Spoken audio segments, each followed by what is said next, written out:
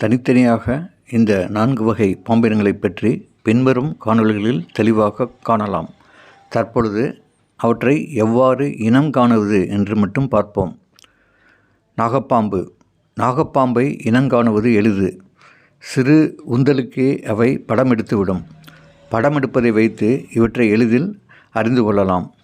படம் எடுக்காத பொழுதும் அவற்றின் கழுத்து பகுதியில் யூ வடிவ மார்க்கிங் இருப்பதை காணலாம். இவை 4 அடி முதல் 5½ அடி அல்லது 6 அடி நீளம் வரை வளரக்கூடியவை.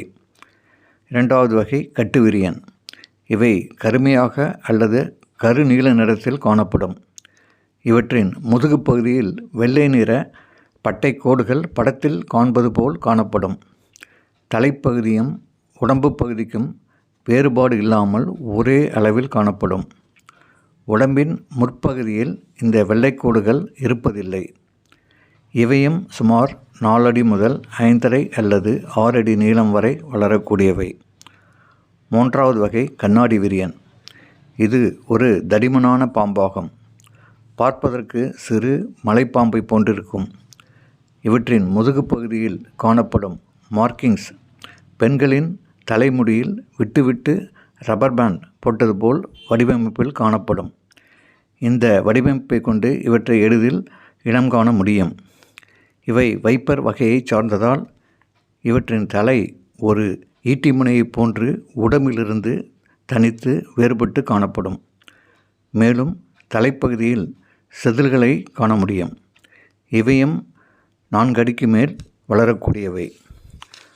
4வது சுருட்டை விரியன். இவை அளவில் மிகச்சிறிய பாம்புகளாகும். இவை பொதுவாக 2 அடி நீளம் மட்டுமே வளரும். சில 3 அடி வரை வளரக்கூடியவை. இவை சர்வசாதாரணமாக பாறை இடுக்குகளில் காணப்படும்.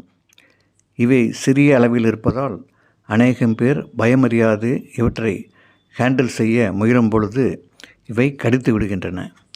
இவையும் வைப்பர் வகையை சார்ந்ததால் ஈட்டி முனை போன்ற தலையமைப்பும் தலையில் காணப்படும் செதில்களையும் கொண்டு இவற்றை எளிதில் இனம் காண முடியும்.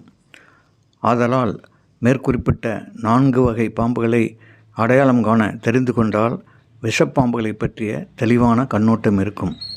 மேலும் இதுபோன்ற தகவல்களை அறிந்து கொள்ள இந்த சேனலை சப்ஸ்கிரைப் செய்யுமாறு கேட்டுக்கொள்ளப்படுகிறார்கள்.